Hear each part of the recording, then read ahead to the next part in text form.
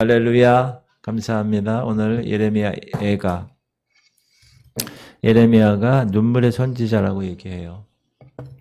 왜냐하면 세상의 현상과 하나님이 허락하시는 그 비전이 다르기 때문에 하나님은 예레미야 선지자를 통하여서 이 유다 나라의 여러 이후의 역사적인 그 현상을 선포하게 했는데, 특별히 예레미야 애가라는 말 자체가 슬픈 노래이지 않습니까?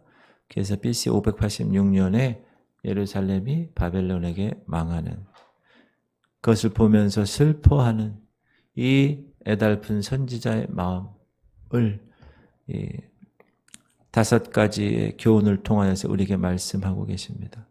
쉽게 얘기하면 애가는 슬픈 노래이기도 하지만 곡하는 노래예요. 장례식장 가면 곡하는 노래. 이 비극적인 사건의 증인이었던 예레미야. 예루살렘 성전이 파괴되고 백성들이 죽임을 당하고 포로로 잡혀가는 그 현장을 보면서 예레미야의 마음은 깨어져 나가는 것 같고 정말 어찌할 바를 몰라 하는 그런 마음으로, 그런 눈물로, 그런 애통으로 이 애가를 씁니다. 우리는 2022년 7월을 맞이해서 그러면 그 당시에 있었던 이 애가가 우리 현재 우리에게 어떤 교훈을 주는가 5가지로 말씀을 드리도록 하겠습니다. 첫 번째는 하나님은 반드시 심판하시고 그 심판은 놀라운 결과를 갖고 온다. 1절부터 6절 말씀인데요. 이 애가 1장은 비유로 시작합니다. 어떤 공주가 있는데 그 공주가 이제 혼자 남겨졌고 모든 부와 모든 아름다움을 빼앗긴 그런 공주. 여러분, 공주의 이미지는 아주 귀하게 잘 자라서 귀한 곳에서 정말 원 없이 살아가는 그런 걸 공주라고 그러는데, 우리 1절 읽어볼게요. 슬프다 이 성이여, 전에는 사람들이 많더니 이제는 어찌 그리 적막하게 앉았는고. 전에는 열국 중에 크던 자가 이제는 과부같이 되었고, 전에는 열방 중에 공주였던 자가 이제는 강제 노동을 하는 자가 되었다. 과거에는 풍족했는데 이제는 텅 비어있고, 과거에는 높임을 받았는데 지금은 수치가 되어버렸다. 그녀의 기쁨은 이제 슬픔으로, 눈물로 대신하였고, 그 모든 당시의 큰 승리와 그 전쟁터에서 그 영화로웠던 모든 것들은 이제 전쟁에 져서 탈취당하게 되는 그런 모습을 이 예레미야가 입으로 노래를 부르고 있는 거예요. 그럼 왜 그렇게 되었을까? 왜 그렇게 되었을까? 그것은 하나님을 사랑해야 될 공주가 이방신을 섬기고 우상을 섬기고 사람들을 찾아가고 하나님을 무시했던 그런 삶을 살았기 때문에. 2절, 밤에는 슬피 오니 눈물이 뺨에 흐름이요, 사랑하던 자들 중에 그에게 위로한 자가 없고 친구들도 다 배반하여 원수들이 되었도다. 이제 친구로 생각했던 이방 나라들이 원수로 변하여 어떻게 이 예루살렘에 와서 다 잡아가는. 여러분, 우리가 이것을 보면서 죄는 언제나 결말이 비극적이라는 사실을 꼭 깨달으셔야 합니다. 친구가 아니라 이제 원수가 된 거예요. 그리고 어느 정도까지냐, 너무너무 힘든 삶이 이어지니까 자기 자식을, 먹고 살 게 없으니까 자기 자식을 삶아 먹는 그러한 형편에까지 도달했다. 여러분, 얼마나 힘들면 자기 자식을 삶아 먹어요. 야, 오늘은 네 자식 삶아 먹자. 그래, 내일은 내 자식 삶아 줄게. 2장 20절, 여호와여 보시옵소서, 주께서 누구에게 이같이 행하셨는지요. 여인들이 어찌 자기 열매 곧 그들이 낳은 아이들을 먹으며 제사장들과 선지자들이 어찌 주의 성소에서 죽임을 당하오리이까. 하나님은 하나님 택한 백성들을 이제 이방 나라로부터 항상 구원하셨는데 전쟁은 나에게 속한 것이다. 너희는 가만히 있어 내가 하는 걸 봐라. 그런 삶이었는데 이제는 늦었어요. 이제 늦었어요. 이제 적군들이 다 오고 이방인들이 다 와서 친구였던 그들이 다 원수가 되어서 굶주린 아이들에 대한 슬픈 현장만 남아있게 됩니다. 4장에도 딸 내 백성이 멸망할 때 자비로운 부녀들이 자기들의 손으로 자기들의 자녀들을 삶아 먹었도다. 이제 예루살렘은 기쁨이 사라졌고 부요함이 사라졌고 아름다움을 잃어버린 그런 존재가 되었을 뿐만 아니라 하나님을 나타낼, 하나님의 택한 백성인데 하나님을 나타낼 어떤 의미도 모습도 보이질 않는다. 다 모든 이방이 이 예루살렘 성을 비웃습니다.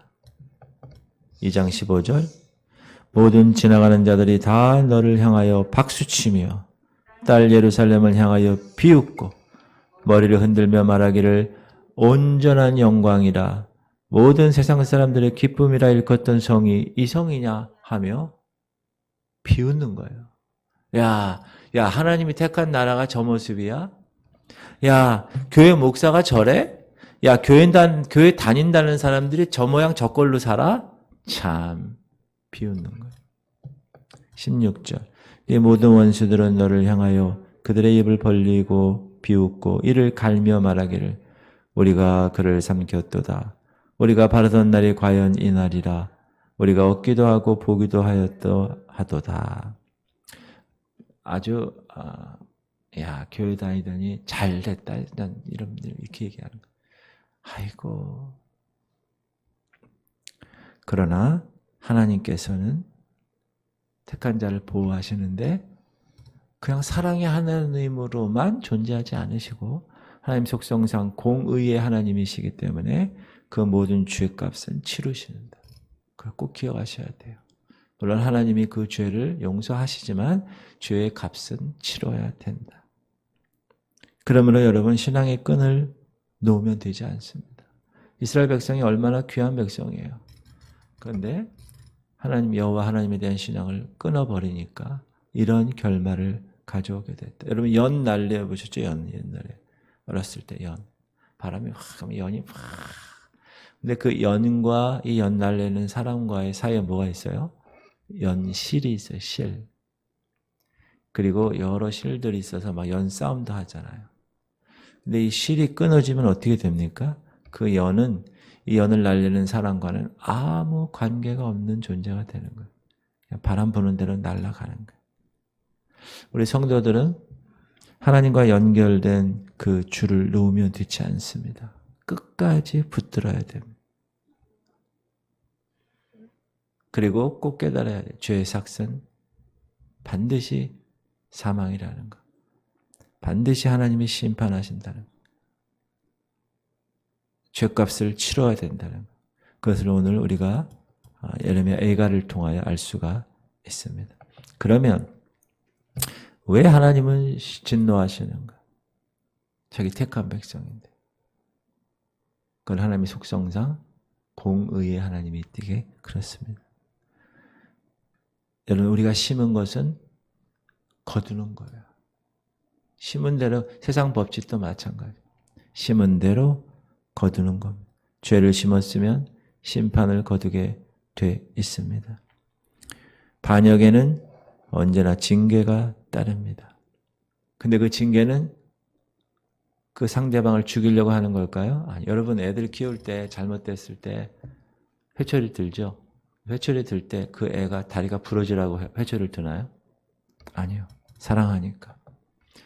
주께서 그 사랑하시는 자를 징계하시고 그가 받아들이시는 아들마다 채찍질 하심이라 하였으니 너희가 참음은 징계를 받기 위함이라. 하나님의 아들과 같이 너희를 대우하시나니 어찌 아버지가 징계하지 않는 아들이 있으리요. 징계는 다 받는 것이거늘 너에게 없으면 사생자요 친아들이 아니니라. 제가 아파트 사는데 제 옆 바로 라인에 애들이 있어요. 그 애들이 잘못했다고 해서 제가 회초리 드나요? 안 들어요. 왜? 그 애들은 나랑 관계없는 아들이에요. 그러나 제 애들 둘이 있는데 그 두 놈들이 잘못하면 제가 어떻게 할까요? 회초리를 듭니다. 왜요? 친아들이니까. 하나님이 우리를 하나님의 친아들처럼 대우하시니까 징계하시는 거예요. 그러므로 여러분 징계받을 때 하나님 이래도 됩니까? 나 교회 생활 제일 잘하고 11조도 드리고 나 하는 거 다 하는데 왜 이렇습니까? 이렇게 반응하면 안 되는 거예요. 나를 겸손하게 돌아보고 내가 하나님에 대하여 죄 지은 것이 있는가 살펴보고 하나님이 이걸 통하여 나를 징계하시는구나. 겸손하게 그렇게 하나님께 나아가는 태도가 너무 중요하다. 하나님은 왜 그 하나님의 택한 백성들을 징계하셨어요? 바벨론의 포로로 잡혀가게 하셨습니까? 하나님 신뢰하라고. 하나님 말씀에 순종하라고 가르치기 위해서 그렇게 이야기한 거예요. 19절 보면 내가 내 사랑하는 사람들을 불렀으나 그들은 나를 속였으며 나의 제사장들과 장로들은 그들의 목숨을 회복시킬 그들의 양식을 구하다가 성 가운데서 기절하였도다. 하나님 말씀에 불순종한 모습의 결과입니다. 이 유대 왕국이 문제에 봉착하면 여러분 항상 이 하나님이 택한 백성들은 문제에 봉착하게 되어 있어요. 사단이 가만두지 않습니다. 여러분 그런 문제가 없으면 여러분은 위험한 거예요. 잘못된 거예요. 그런 문제를 어떻게 해요?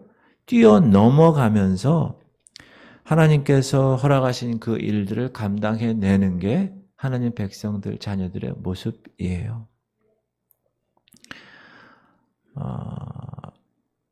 22절 보면요.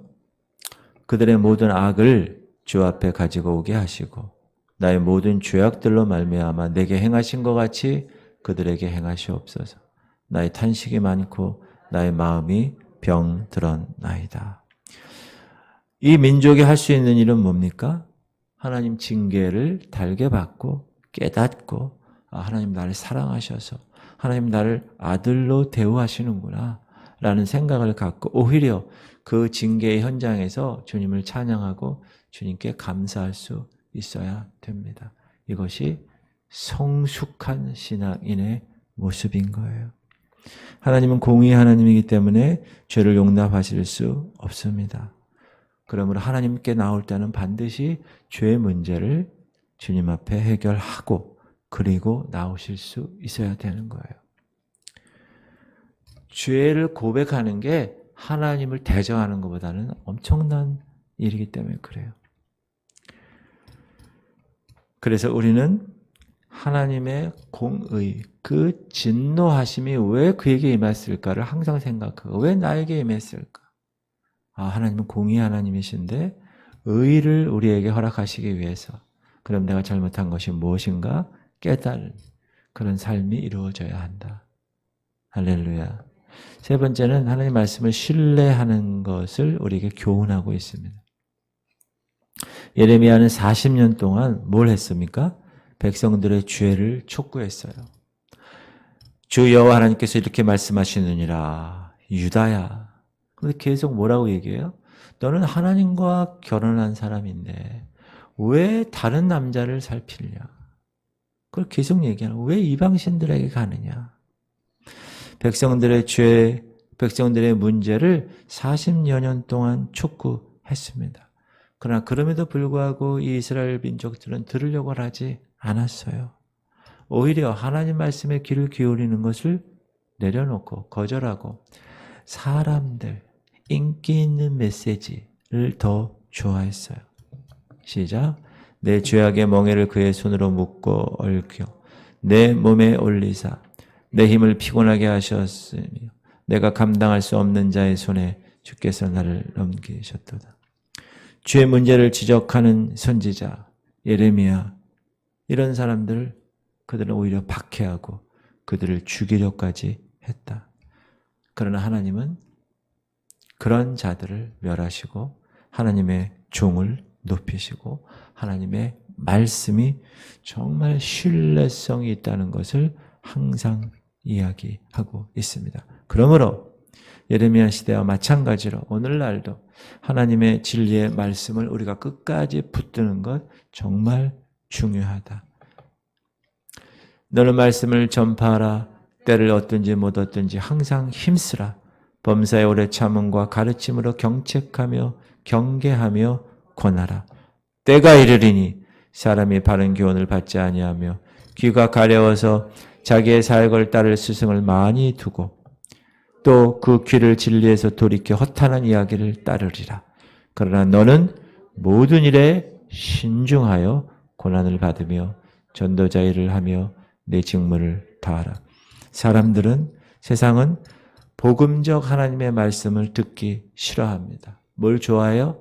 허탄한 이야기를 따른. 귀가 가려워서 자기 사역을 따를 스승만 찾아요. 강단에서 하나님의 말씀을 정확하게 복음적 메시지를 선포해도 사람들은 어떤지 아세요? 요즘 자기가 좋아하는 것만 받아. 자기가 받아들일 만한 메시지만 받아들여요. 자기가 싫어하는 걸 아이고 목사님 또 저 얘기하시네 이런다니까요. 그게 뭡니까? 귀가 가려워서 자기 사역을 따를 스승을 많이 두는 거예요. 허탄한 이야기를 따르는 거예요. 그러나 정확한 복음을 전하는 것은 선지자의 사명이고 또한 그것을 선포되었을 때 취하는 것 백성들의 해야 될 일이다. 그건 정말 중요하다. 왜요? 그거는 영원한 생명을 다루고 있는 거기 때문에 그래요. 그거는 취해도 되고 취해도 안 되는 게 아니에요. 그건 선택 과목 아니에요. 반드시 필수 과목이에요. 그러므로 여러분 강단에 선포되는 하나님의 말씀이 어떤 때가 아니라 매일 찔려야 됩니다. 아, 그래. 이렇게 살았구나, 내가. 주님, 다시 제가 한번 추스리고 제대로 살겠습니다. 항상 그래야 돼요. 항상. 그런 은혜가 있기를 주 이름으로 축원드립니다. 그 다음에 동참하시는 하나님의 교훈을 우리가 알 수 있어야 돼요. 예레미야는 자기 백성의 죄로 마음이 너무 아파. 그래서 하나님을 대신해서 표현하는 거예요. 계속. 얘들아, 깨달아. 하나님의 심판이 지금 다가오고 있어. 심판은 여러분 그 백성들에게도 비상한 일이지만 하나님에게도 비상한 일이에요. 여러분 하나님이 고의적으로 하나님 택한 백성들을 괴롭히시는 분일까요? 그렇지 않아요. 마음이 아픈 거예요. 여러분 우리가 애들 징계할 때 해초리 들 때 기뻐서 이 새끼 막 이렇게 하나요? 마음이 찢어지는 거예요. 내가 키워서 내가 낳고 내가 그렇게 잘 먹이면서 자라게 한 애를 내가 회초리로 징계할 때는 그 엄마가 얼마나 마음이 아플까요? 하나님도 마찬가지다. 자기의 백성을 징계하실 때 동참하시는 분이에요. 사드락과 메삭과 아벳느고가 그 풀무불에 들어갔을 때 한 명이 더 있었죠? 예수 그리스도 그분이 동참한 거예요. 여러분이 징계를 받고 있는 경우 질병으로 돈으로 여러 가지 복잡한 문제로 인간관계로 그렇게 징계받을 때 그 괴로움에 하나님은 동참하시는 거예요. 그걸 꼭 기억하셔야 됩니다. 그들의 모든 환난에 동참하사 자기 앞에 사자로 하여금 그들을 구원하시며 그의 사랑과 그의 자비로 그들을 구원하시고 예적 모든 날에 그들을 드시며 안으셨으나 반드시 기억하십시오. 하나님 나를 버린 게 아니라 사랑하는 아들을 징계하시고 바른 길로 옮기시게 하기 위해서 징계하시는데 그 환난에서 동참하는 모습으로 계신다. 하나님은 그가 사랑하는 자를 징계하시는데 그와 함께 옆에 계신다. 여러분 하나님이 옆에 계시는데 어떤 환난과 두려움이 있으면 이겨낼 수 있는 겁니다. 내가 너희와 항상 함께 있으리라. 예수님의 유언이에요. 우리가 외웠죠? 너희는 가서 모든 민족으로 제자를 삼아 아버지와 아들과 성령의 이름으로 세례를 베풀고 내가 내게 명한 모든 것을 가르쳐 지키게 하라. 볼지어다 내가 세상 끝날까지 너와 항상 함께 있으리라 하시니라. 원래 예수님 이름이 임마누엘이에요. 하나님이 우리와 함께 하시는 그 이름이에요. 항상 동행하시는 거예요. 그걸 꼭 기억하시고 이겨내셔야 됩니다. 지나가는 모든 사람이여 너에게는 관계가 없는가? 나의 고통과 같은 고통이 있는가 볼지어다. 여호와께서 그의 진노하신 날에 나를 괴롭게 하신 것이로되. 백성들이 부주의하게 패망의 길로 걸어갈 때 예레미야는 묻는 거야. 야, 지나가는 너희들아, 너희는 관계없니? 여기서 우리는 애달픈 선지자의 마음을 읽을 수가 있어요. 예수님도 복음서에서 예루살렘이 멸망할 것을 보셨어요. 그리고 어떻게 하셨습니까? 우셨어요. 얼마나 마음이 아팠을까요? 저는 목사로서 영적으로 여러분의 삶을 케어하면서 봐요. 그러면 너무 안타까운 일들이 있어요. 그럴 때 제 마음이 어떨까요? 애달파요. 아, 저러면 안 되는데. 저건 아닌데. 애달픈 그런 마음을 가지고 어떤 때는 말씀으로 경고하고 또 위안하고 또 그 길을 바로 잡는 그런 일들을 목회자가 감당하는데 하나님도 하나님 택한 백성들 그렇게 하시고 그리고 그 모습이 하나님 아버지의 모습이라는 것을 우리가 알 수 있습니다. 하나님은 백성에게 그들의 죄를 경고할 때 사랑으로 경고하는 거예요. 심판이 일어날. 얘야, 그렇게 있으면 안 돼. 말세가 얼마 남지 않았어. 얘들아, 깨어 있어야 돼. 지금 이렇게 자고 있으면 안 되는 거야. 이렇게 사랑을 가지고 계속 알리는 거예요. 이 예레미야 전부터 모세 때부터 그랬어요. 계속 경고하는 거예요. 하나님이 선지자들을 통하여. 얘들아, 하나님만을 섬겨. 왜 거짓선들, 거짓신들, 우상들을 섬기니?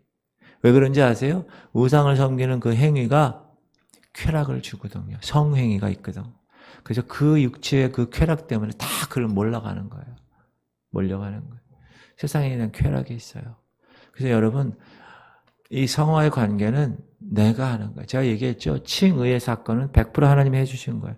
내가 한 거는 믿음으로 받은 것밖에 없어. 그러나 그 칭의의 사건을 해서 성화의 사건으로 넘어가면 내가 100% 해야 되는 거예요. 내가. 죄와 피 흘리기까지 싸우고 안 돼! 내가 다 해야 되는 거예요. 내가 다.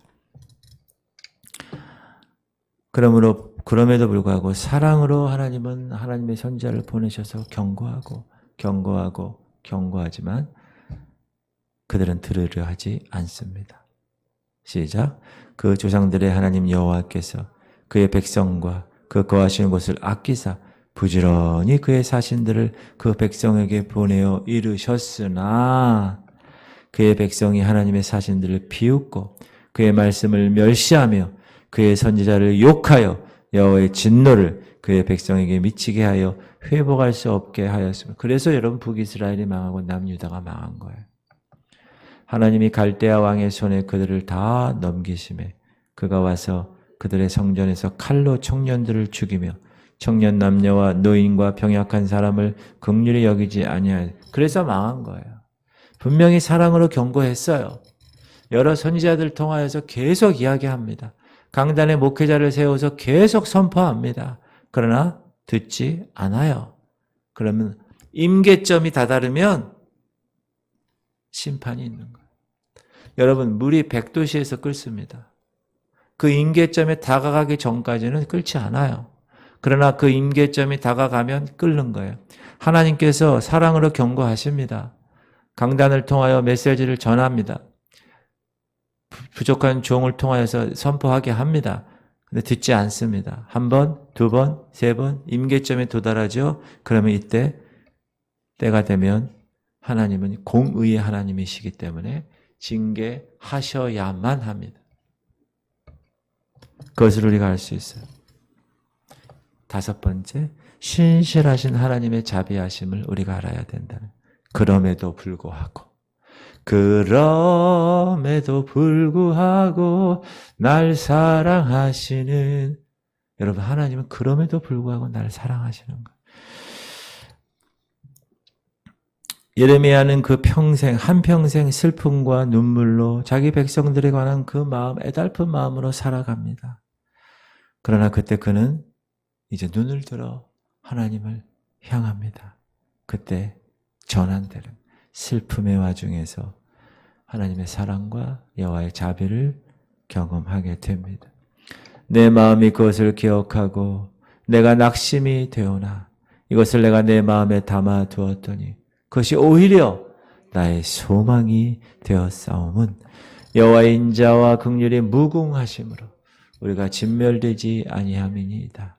이것들이 아침마다 새로우니 주의 성실하심이 크시되 아침마다 새롭고 늘 새로우니 주의 성실이 큼이라.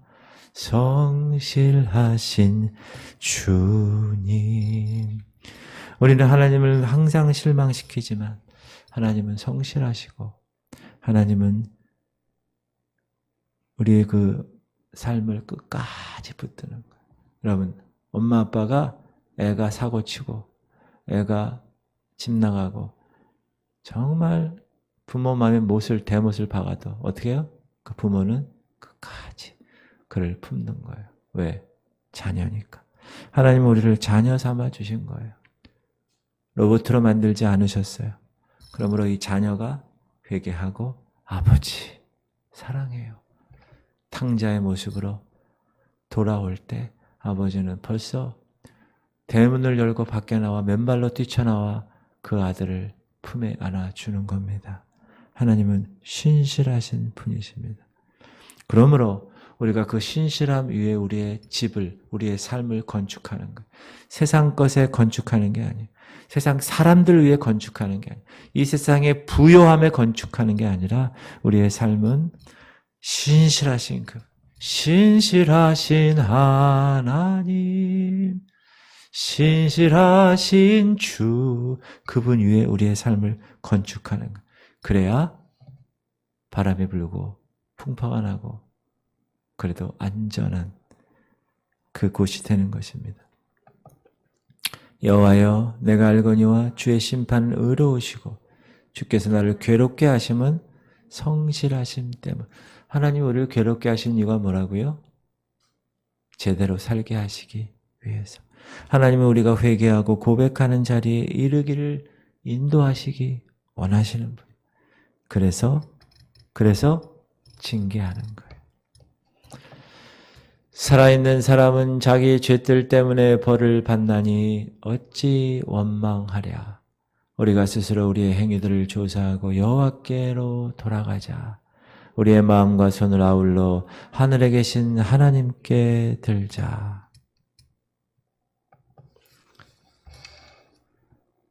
만일 우리가 우리의 죄를 자백하면 그는 미쁘시고 의로우사. 여기 미쁘시고가 신실하신다는 뜻이에요. 의로우사 우리 죄를 사하시며 우리를 모든 불의에서 깨끗하게 하실 것이요. faithfulness. 오 신실하신 주, 오 신실하신 주, great is thy faithfulness. 하나님은 우리가 우리의 죄를 고백하면 용서하시는 신실하신 분이십니다. 하나님 우리가 무거운 짐을 지고 넘어지고 문제에 봉착했을 때 우리를 긍휼하심을 가지고 오셔서 만져주시는 신실하신 분이십니다. 그러므로 그가 범사의 형제들과 같이 되심이 마땅하도다. 이는 하나님의 일에 자비하고 신실한 대제사장이 되어 백성의 죄를 속량하려 하심이라. 그가 시험을 받아 고난을 당하였은즉 시험 받는 자들을 능히 도우실 수 있느니라. 여러분, 예수님이 왜 우리를 동정하시고 안아주시고 이해하시고 품어주시는지 알아요? 그분이 인간의 몸으로 이 땅에 성육신 되어 오셔서 33년간 사셨기 때문에 그래요. 그래서 그는 배고픈 것도 알고 그는 슬픔도 알고 그는 상처받는 것도 알고 그는 피곤한 우리들도 알고 성정이 우리와 똑같은 분이셨기 때문에 우리의 죄 문제를 아는 거예요. 그래, 내가 인간으로 살아보니 너희들 인간으로 사는 게 그렇게 힘들구나 라는 걸 내가 알았다. 그러므로 너희는 내 말을 듣고 내가 너를 신실하게 인도할 것이야. 그렇게 얘기하세요. 하나님은 너무 바쁘신 분이셔서 우리 기도를 듣지 못하시는 분일까요? 아니에요. 하나님은 너무 피곤하셔서 우리가 힘들고 어려울 때 도와주실 수 없는 분인가요? 아니에요.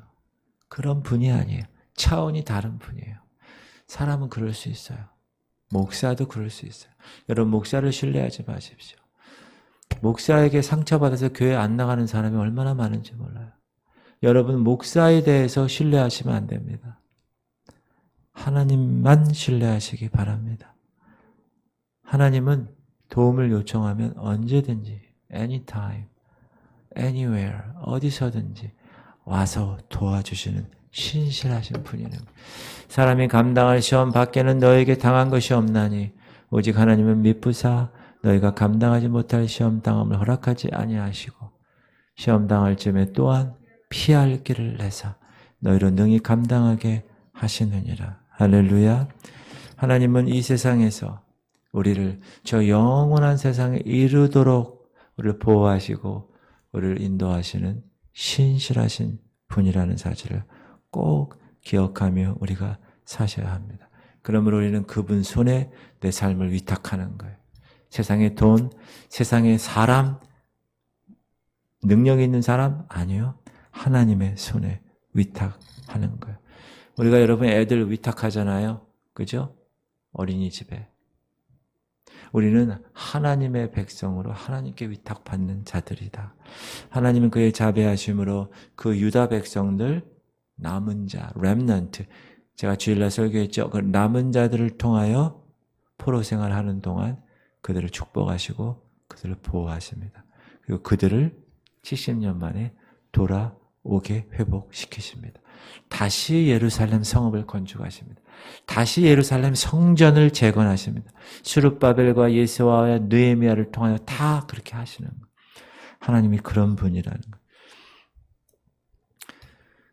멸망할 것 같지만 회복시키십니다. 70년 만에. 하나님은 얼마나 그 백성에게 자비로우신가.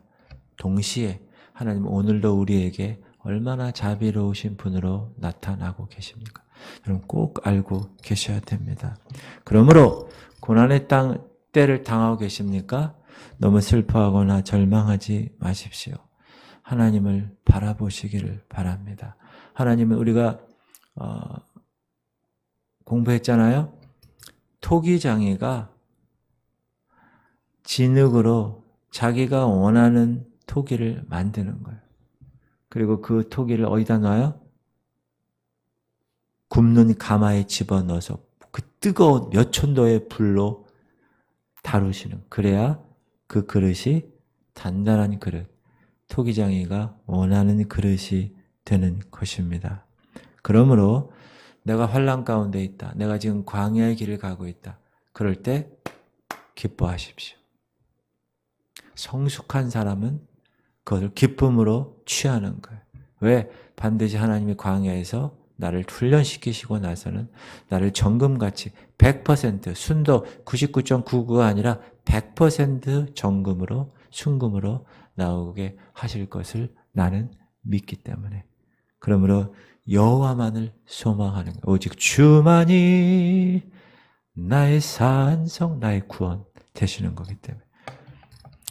내 심령에 이르기를 여호와는 나의 기업이시니 그러므로 내가 그를 바라리라 하도다. 기다리는 자들에게나 구하는 영혼들에게 여호와는 선하시도다. The God is good. 하나님은 좋으신 분이라. 사람이 여호와의 구원을 바라고 잠잠히 기다림이 좋도다. 나의 영혼이 잠잠히 하나님만 바람이요. 여러분 이런 사람이 성숙한 사람이에요. 완전히 내미뚜껑처럼 아이고 나 이렇게 됐네 저렇게 됐네 팍 환난 가운데 있는 사람, 목사님이라도 되겠습니까? 내가 지금 팍 이런 사람이 있어요. 하수 베이비. 애들이 그래요. 애들 잘 보세요. 자기만 알지. 그러나 고수는 그렇지 않습니다. 아무 얘기 안 해요. 그 욥을 보세요. 여러분 고독지 성경 읽을 욥을 보면서 무슨 생각을 했습니까? 대단한 존재다. 하나님만 바라는 거예요. 결론을 알고 있어요. 9회 말 우리는 승리할 것을 알고 있는 존재예요. 우리가 2, 3회, 4, 5회 홈런 맞아서 우리가 패배했다고 아니요. 최후의 승리자가 최후의 기쁨을 얻는 거예요. 최후의 웃는 거예요. 그러므로 우리는 누구를 바라봐야 됩니까? 그 광야의 과정에서 예수만 바라보는 믿음의 주요 또 온전케 하시는 이 예수를 바라보자. 그는 그 앞에 있는 기쁨을 위하여 십자가를 참으사 부끄러움을 개의치 아니하시더니 하나님 보좌 우편에 앉으셨느니라. 예수를 바라보는 게 fixing our eyes on Jesus예요. 내 눈을 예수님에게 고정시키는 거. 여러분 경주마가 앞으로 막 갈 때 이렇게 그 말 모자 같은 걸 이렇게 써요. 이렇게. 이게 뭐죠? 옆을 보지 못하게 이렇게 가리는 거예요. 그거 왜 그래요? 경주마는 앞으로 계속 가서 빨리 가서 우승하는 게 경주말의 생명이기 때문에. 여러분 우리가 눈을 딱 이렇게 고정해야 돼요. 누구에게? On Jesus. 예수 그리스도에게 고정하는 거예요. 그러면 다른 건 안 보입니다. 할렐루야. 하나님께서 우리를 내내 지켜보실 것입니다. 그러므로 우리도 잠잠히 기다려서 그분만 바라보는 것. 그게 쉬울까요? 어려울까요? 아유, 어려워요. 쉽지 않습니다. 왜 그러죠? 우리의 타락한 본성은 하나님을 향하여 있지 않아요. 가만 내버려 두면. 그러나 예레미야는 하나님을 바라고 그의 사랑, 예수님에 대한 사랑, 하나님에 대한 자비를 믿고 그의 신실하심을 의존하였습니다. 소년이라도 피곤하며 곤비하며 장정이라도 넘어지며 쓰러지되 오직 여호와를 앙망하는 자는 새 힘을 얻으리니 독수리가 날개치며 올라감 같을 것이요 다른 박질하여도 곤비하지 아니하겠고 걸어가도 피곤하지 아니하리로다. 아멘. 할렐루야. 여호와만 하나님만 앙망하시기 바랍니다. 기도합시다.